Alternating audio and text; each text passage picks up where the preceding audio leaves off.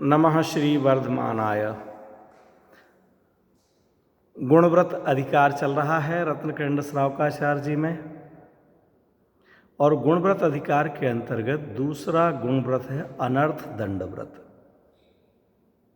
ये अनर्थ दंड व्रत ऐसा व्रत है कि जो अणुव्रतों में तो गुण पैदा करता ही है, विशेषता पैदा करता ही है, लेकिन यदि हम अपने जीवन में अपनाएं तो निश्चित ही हमारा जीवन अत्यंत अहिंसक होगा, हमारा जीवन प्रशंसनीय होगा, हमारा जीवन लोकहितकारी होगा।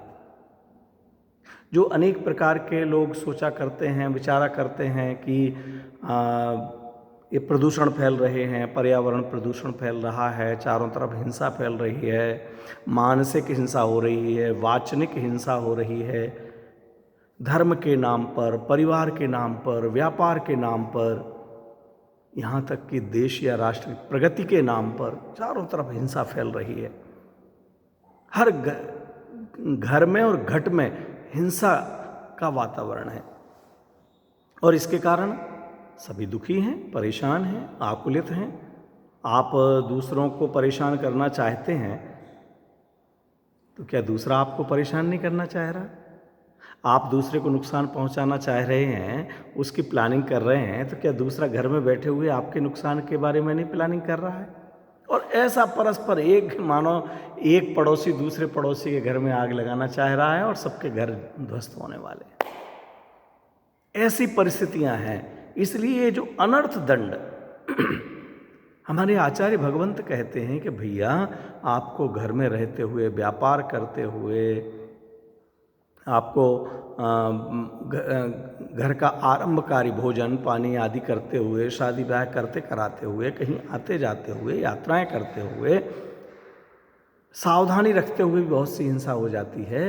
लेकिन अनेक प्रकार की हिंसा तो ऐसी है जिससे हमारा कोई भी प्रयोजन सिद्ध नहीं हो रहा है, और फिर भी हम किए जाते हैं। और इतना ही नहीं, सदा सुखदास जी तो लिखते हैं कि थोड़ा बहुत प्रयोजन भी सिद्ध हो रहा हो, प्रयोजन थोड़ा सिद्ध होता हो और हिंसा आदि ज़्यादा होती हो, तो भी एक सद्गृहस्थ को, एक श्रावक को ऐसे कार्य छोड़ देना चाहिए। अभी हमने चर्चा की थी 3 दिन पहले पापोपदेश। पहला था पाप का उपदेश। हम किसी दूसरे को व्यापार करने में, परिवार चलाने में, परिवार बढ़ाने में, अनेक प्रकार की व्यर्थ में बैठे बैठे हम राय चंद बन जाते हैं। तरह तरह की राय देते रहते हैं, तुम ऐसा कर लो, ऐसा कर लो, ऐसा कर लो, इसमें फ़ायदा होगा, इस बिजनेस में बहुत फ़ायदा होता है, वहाँ जाओगे तो ये बहुत फ़ायदा होता है। उसको कदाचित फ़ायदा हो भी जाए, लेकिन हमें इसको बताने में क्या फ़ायदा है? हम व्यर्थ में बैठे बैठे कहीं से भी आए हुए व्हाट्सएप, फेसबुक के चैट को, संदेश को लेकर के दूसरी जगह अगर पाप वाले संदेश को अग्रेषित कर देते हैं, भेज देते हैं, तो उससे हमें क्या फ़ायदा हो गया? जिन संदेशों के कारण समाज में विसंवाद हो जाता हो, समाज में बंटवारा हो जाता हो, हमें संदेशों का पता ही नहीं है, क्या मैसेज आ रहे हैं, क्या वीडियो आ रहे हैं, केवल यहाँ से वहाँ भेज दिए, बचाओ लगाओ, ओ वहाँ ऐसा हो गया, वहाँ ऐसा हो गया, वो ऐसा गलत कर रहे हैं, वो ऐसा गलत बोल रहे हैं। कौन गलत बोल रहा, क्यों बोल रहा? जो वीडियो आते हैं कट पेस्ट होकर के इतने संपादित कर दिए जाते हैं कि हमें पता ही नहीं लगता है कि कब बोला था, किसको बोला था, क्या बोला था। केवल हम एक दूसरे को आगे बढ़ा देते हैं और समाज का वातावरण इतना बिगाड़ देते हैं, फिर संभालना मुश्किल हो जाता है। एक एक व्हाट्सएप समूह में 250 लोग होते हैं, और आपने 10 में भेज दिया तो 2500 लोगों तक पहुंच गया। अब दोबारा अगर आप उसका संशोधन भी भेजेंगे तो ज़रूरी नहीं है कि वो 2500 लोग पढ़ें। अगर 500 ने नहीं पढ़ा तो उनकी चित्त में विकृति वही की वही रहेगी। वो जो 2500 तक भेजा है, उन 2500 ने और 50-50 ग्रुप में, 10-10, 20-20 ग्रुप में भेज दिया, लाखों लोगों तक पहुंच जाते हैं ऐसे संदेश। मित्रों, ये पाप का उपदेश नहीं दो। जिन उपदेशों से, जिन संदेशों से किसी भी प्रकार का द्वेष फैलता हो, लड़ाई झगड़ा होता हो, कलह होती हो सके तो उसको दबा लो, थोड़ी देर चुप रह जाओ, थोड़ी देर व्हाट्सएप को बंद कर लो, थोड़ी देर फेसबुक को छोड़ दो, मत करो लाइक, मत करो उसको शेयर, हो सकता है आप आग बुझाने में पानी का काम कर जाएं, लेकिन अच्छे संदेशों को कोई नहीं पढ़ता है। अच्छे संदेश को ही बहुत कम लोग फैलाना चाहते हैं। लड़ाई झगड़े के संदेश, वहाँ की समाज ने ऐसा कह दिया, उस व्यक्ति ने ऐसा कह दिया, उन पंडित जी ने ऐसा कह दिया। आपको पता है क्यों कहा और क्या कहा? उन मुनिराज ने ऐसा कहा। अरे आपके पास अगर कोई वीडियो आ भी गया है तो रुक जाओ, धर्म चर्चा के संदेश हों, उन संदेशों को अग्रेषित करो, शांति के संदेशों को अग्रेषित करो, अशांति के संदेशों को मत फॉरवर्ड करो। ये पाप का उपदेश है, क्योंकि आप कलह कराने वाले उपदेश भेज रहे हैं। हम दूसरों को लड़ाने वाले संदेश भेज रहे हैं। लड़ाना बहुत आसान है, संबंधों को तोड़ना बहुत आसान है, संबंधों को जोड़ना बहुत कठिन है। हो सकता है किसी से गलती हो गई हो, उस गलती को भी दबा करके अगर हमारे समाज में विद्वेष फैलता है तो उसको रोकिए। और अगर कोई सच भी संदेश है और उससे भी समाज में अगर संदेश फैलता है, किसी का अपमान होता है, कलह होती है, तो उन संदेशों को भी मत भेजिए। कटु वचनों से बचिए। कटु वचन बोलने का अधिकार किसी को नहीं है, किसी का अपमान करने का अधिकार किसी को नहीं है। हम ये पाप का उपदेश क्यों फैलाना चाहते हैं? हम कलहकारी उपदेश संदेश क्यों फैलाना चाहते हैं?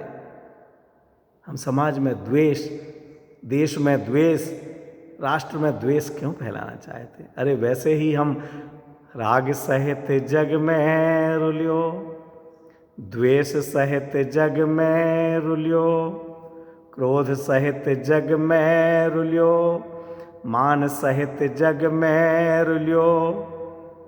मिले सरागी, मिले क्रोधी, मिले मानी, मिले द्वेषी, मिले अंधविश्वासी देव, वीतराग भेट्यो अवे।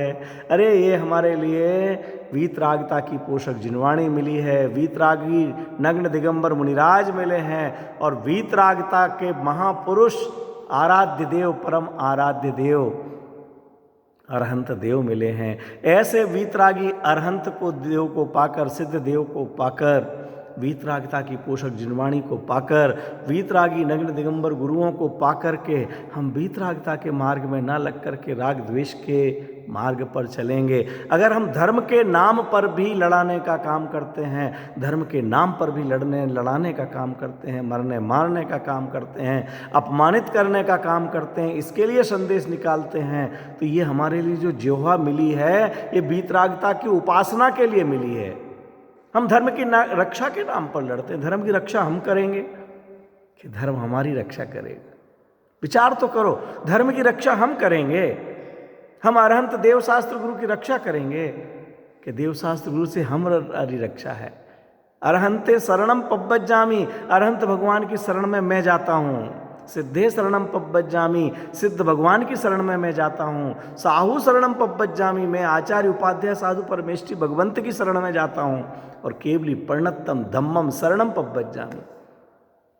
हमें स्वरूप ही पता नहीं है, न रक्षा का स्वरूप पता है, न देवशास्त्र गुरु का स्वरूप पता है। हम देवशास्त्र गुरु की रक्षा करना चल पड़ते हैं, हम धर्म की रक्षा करने के लिए चल पड़ते हैं, उसके लिए हथियार उठा लेते हैं, उसके लिए किसी को मारने के लिए तैयार हो जाते हैं, उसके लिए किसी को गोलियां लगाने के लिए तैयार हो जाते हैं, बोलते हैं। किसी को आज के ज़माने में ये कर पाना बड़ा असंभव है, होना ही नहीं चाहिए।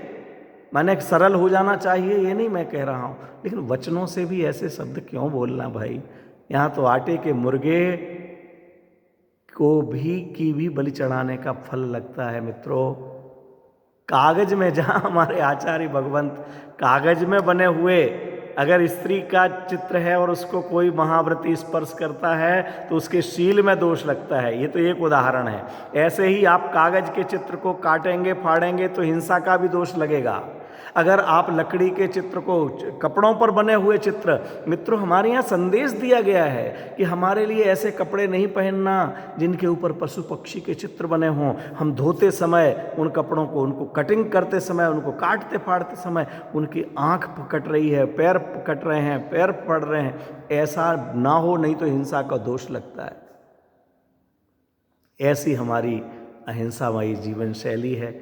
जहाँ हमारी ऐसी अहिंसामयी जीवन शैली हो, वहाँ अगर हम ये संदेश प्रसारित करें, ऐसे लोगों को मार दो, ऐसे लोगों को जूते मारो, इनके लिए लड़ा दो, ये पाप का उपदेश है मित्रों। ये एक श्रावक नहीं देता है, एक श्रावक नहीं देता पाप का उपदेश। लड़ने लड़ाने का, झूठ बोलने का, चोरी करने का, चोरी करके कमाने का, मिलावट करके कमाने का, ऐसे संदेश एक श्रावक भी नहीं देता है। ये पापोपदेश है। पाप का उपदेश नहीं करो, पाप के संदेशों को अग्रेसर मत करो। ये आज पुनः हमने इसी संबंध में चर्चा की है। विचार कीजिएगा, नहीं तो जीवन बहुत दुर्लभ है और ये जीवन तो बीतता चला जाता है।